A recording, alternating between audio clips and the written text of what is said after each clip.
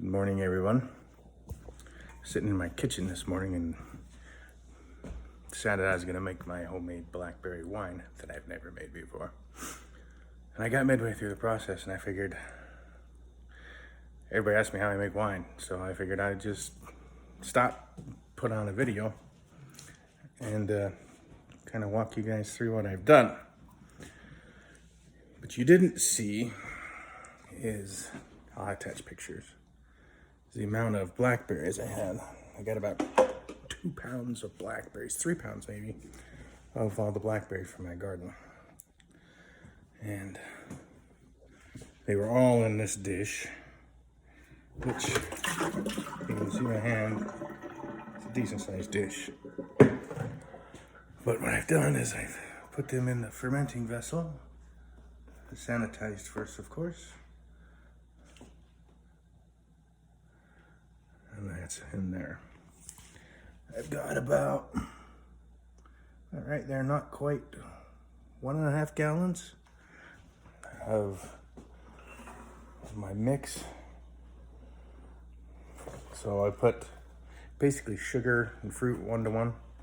So used about half of that, maybe a little more because chicken and didn't want to put too much sugar. And then I'm going to take 1-to-1 on my water, which I've got boiling in my handy dandy water bath contraption that I made salsa from last night. You're welcome. My kitchen. So stay tuned. Once I get my water to a boil, I'm gonna put it in there in the fermentation bucket, and I'm gonna let it cool, let it get to room temperature because my yeast won't activate. So I don't want to kill it. So the process is get it down to room temperature, about 70, 72-ish, no more.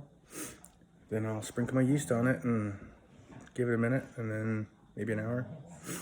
Let it get into the mix, and then I'll stir it in, seal it up, put my handy dandy top on there, and I like to give it a week to 10 days for the fermentation process to go. There's a lot of sugar in this, so I'm gonna give the yeast some time to work. And you know, sugary wines are headaches. We don't want that, so I want it dry, not as much sugar. So, but if I ruin this, my bad. I gotta wait till next year to get blackberries. So, and those of you next year that want my blackberries, I may have to say no this year. You come get some raspberries. And by the way, I got blackberry starts and raspberry starts if y'all want some. Because, you know, I had blackberries that were this big. 50-cent piece, which is kind of cool. So, stay tuned, and I'll be back. Hello, I'm back. Got my water all warmed up.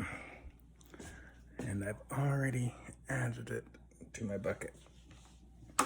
I forgot to tell you. Stir everything in, and I squish my berries. See what we got there? We got a nice must. That's what it's called, is a must. That's hard to get all my juice out, so I can get a good reading on it right here. But my reading is 0.11. So you want it a little less than that, or a little more actually, 0.18, 0.185 for your initial reading when you throw your yeast in. This is what helps you gauge your alcohol content and your sugar volume and stuff like that. So, at least that's what I think. I just know the numbers are supposed to be what they are, and so you do the math on it, it gives you your alcohol percentage at the end of the trip. So, I know, shaky. I dump this back in there. And I think I ended up, you can see the line there. It's right about 2 3/4. So this should give me a little over 2 gallons, maybe 2 gallons of blackberry wine if I did it right. So we are gonna put the lid on here.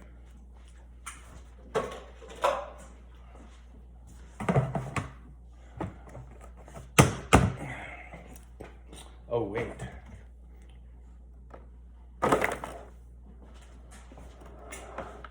We are room temperature. No, I forgot. I forgot the yeast. You ain't gonna make wine without yeast, dude. All right, I'm back. Can't make wine without yeast, dumbass. Okay. Got my wine in there, got my must. So yeast. I use a Lalvin 7.1B. I did a little search on it. It's good for your reds, stuff like that. We're making a red wine, so if you see it, this is my yeast. And so all I'm actually gonna do, since my stuff, there we go, is room temperature. Actually pretty cold. I put a little extra cool water in it. I open it up and I just gently sprinkle. Dog's got his dog toy.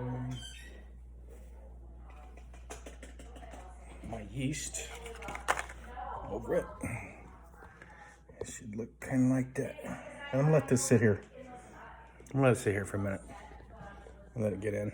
I've done it both ways. I've stirred it right in, but I'm gonna let it sit. I'm gonna let it do its thing for a minute, and then I'm gonna close it up with my lid. So I got my lid here.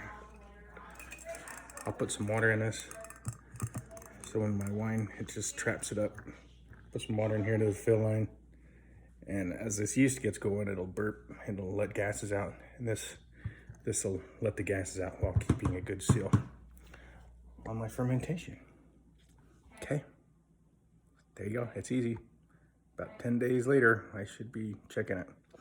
So we started with a reading of about 1.1, so we'll see where it's at in 10 days. Okay. Oh, hey, store your bucket in a place where you're not necessarily gonna forget about it, but not where it's gonna get too hot, too cold, because you gotta keep it at room temperature. So I just kinda, in my last house, I kinda tucked it away in my kitchen. But in here, I don't know where I'm gonna put it. Maybe I'll just throw it in the pantry there, who knows. It should stay cool in there, but it does get a little warm in the garage. I don't know, but you gotta keep it in that 70 or 72 degree range in your house. So, I mean, it's not gonna kill it, but hotter or colder will affect the process and how quickly or how slowly your yeast move and ferment, right? So, okay, 10 days. Of course, I'll be checking it from then to then, but you'll see a good bubbling action. You'll hear it. You'll hear your bobber bobble. So, anyway, go ahead.